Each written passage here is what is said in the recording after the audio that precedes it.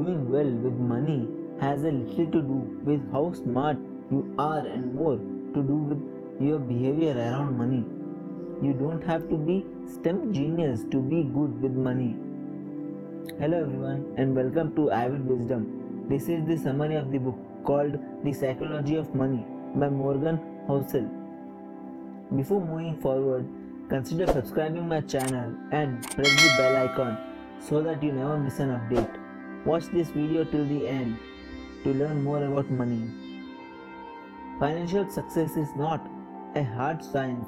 To an extent, financial outcome, both successful and unsuccessful, are driven by luck, independent of intelligence and effort of the investors. Engineers can figure out why a bridge collapsed. It's a lot harder to figure out why a financial market collapsed. People want predictability, so they form their own narratives. And because everyone has their own unique experience, narratives on how the world works vary widely. Someone who grew up dirt poor has vastly different ideas of risk versus reward compared to the son of a banker. So when you think someone is behaving bonkers with their money, they are just acting in line with their worldview and doing what makes sense for them. Both luck and risk are hard to measure and even harder to accept. Few successful people attribute their position to luck.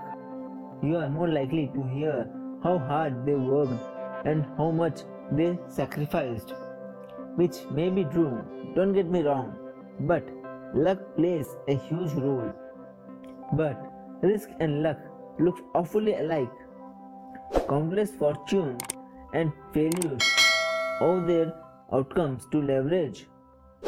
The best and the worst manager drive their employee as hard as they can. The customer is always right and customer don't know what they want are both accepted business wisdom.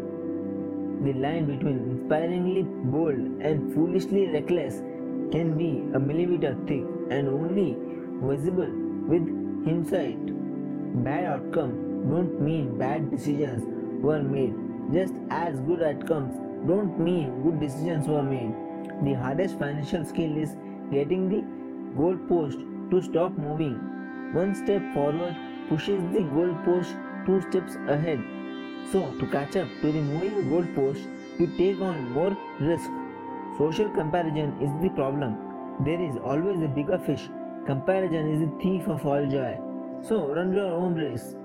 Enough is the realizing that the opposite and unstable appetite for more will push you to the point of regret. There are many things never worth risking, no matter the potential gain. Happiness, family and friends, your reputation, freedom and being loved by those who want to love you are invaluable. So know when you stop taking risks that might harm those things. Know when you have enough. There is no reason to risk what you have and need for what you don't have and don't need. Compounding is the eighth wonder of the world. Don't underestimate it. Of Warren Buffett's $80+ billion net worth, 99% was accumulated after the 50th birthday. Successful investing isn't just hitting home runs and earning out of these world returns. It's about sticking around for the long run and letting your money compound.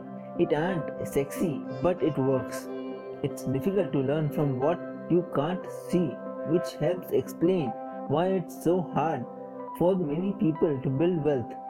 The first idea, simple but easy to overlook, is that building wealth has little to do with your income or investment returns and lot to do with your saving rate.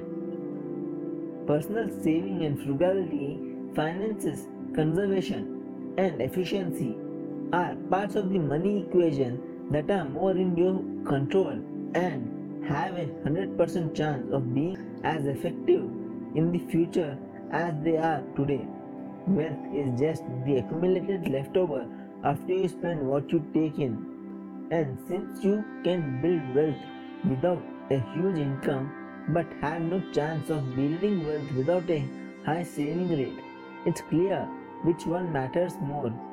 Saving is a hedge against life's inevitable ability to surprise the hell out of you at the worst possible moment. Give yourself a chance to win and take advantage of long tails. The best investors don't get 90% of their investment right. You are probably a great investor if you are right 50% of the time, because a few successful winners will drive returns. Investing is not a field where you have to be perfect all the time. You just have to give yourself ample chances and take advantage of the long tail. Freedom, having the ability to do what you want when you want, is the ultimate form of wealth. Man in a car paradox. You see a Ferrari on the street. No one looks at the driver. No one gives a rat ass about the driver. They just want to be the driver.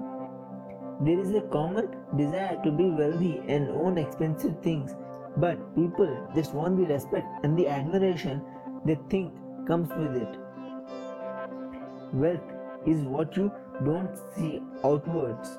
Appearances don't show the whole picture.